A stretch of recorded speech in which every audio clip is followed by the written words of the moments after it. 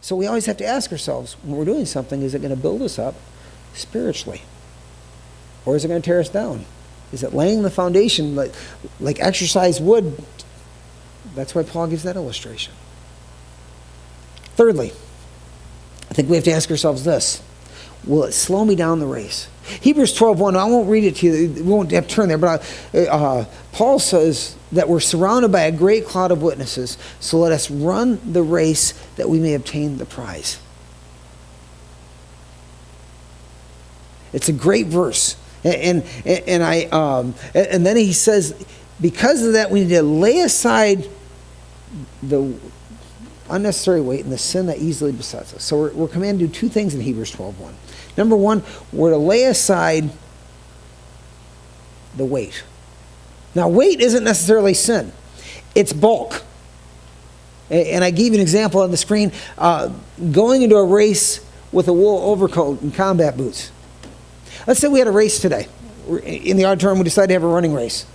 And let's say the race is going to be between me and Seth, because Seth can run, he can skate pretty fast, and he can run not probably quite as fast as me, but he can run.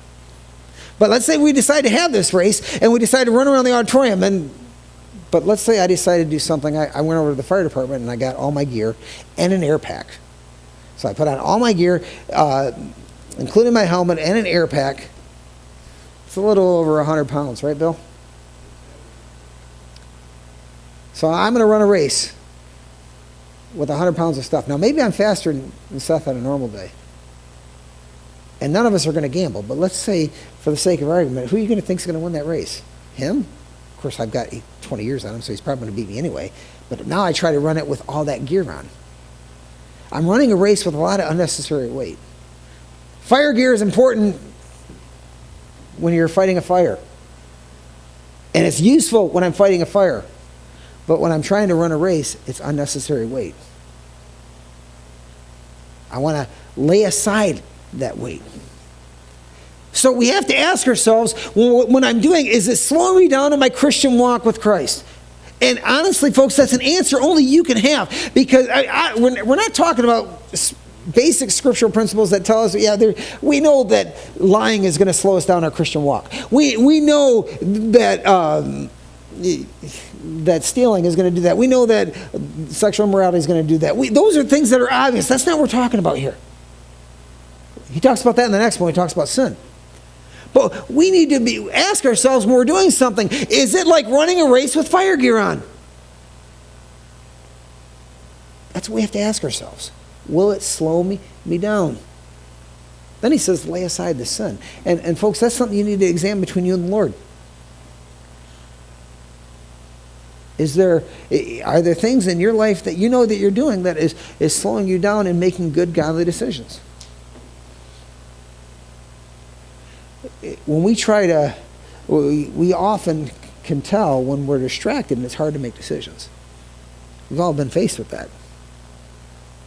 When we have unconfessed, undealt with sin in our life, making biblical decisions is very difficult, if not impossible. So we want to lay aside the bulk, which can be, and honestly, for each person, it can be different. That's why I haven't been very specific. Bulk in the Christian life can be different for each person. There may be things that you can partake in that I never could, just because it would slow me down, and vice versa. That's why that's why a lot of those things are between us and the Lord. We're not talking about basic holiness issues. Those things we're to strive for. We're to strive to please God in everything we do. But we're talking about in those everyday decisions, in the everyday things, and what we choose to do with our time, what we choose to do for entertainment choices, what we choose to do, and how we live. Is it unnecessary bulk? There are probably several examples of that, and of areas that aren't sinful, but yet can cause us problems. I'll give you an example from our family, one that we have determined for us is unnecessary bulk, and we violated it last night, and this morning, all morning, it was funny. Knowing I was going to be talking about this morning, I laughed inside myself, knowing that, yeah, this is why we do that. We have a rule in our house that we don't schedule anything for late on Saturday nights because, with the young kids and because we want to be in the proper frame of mind to be in church.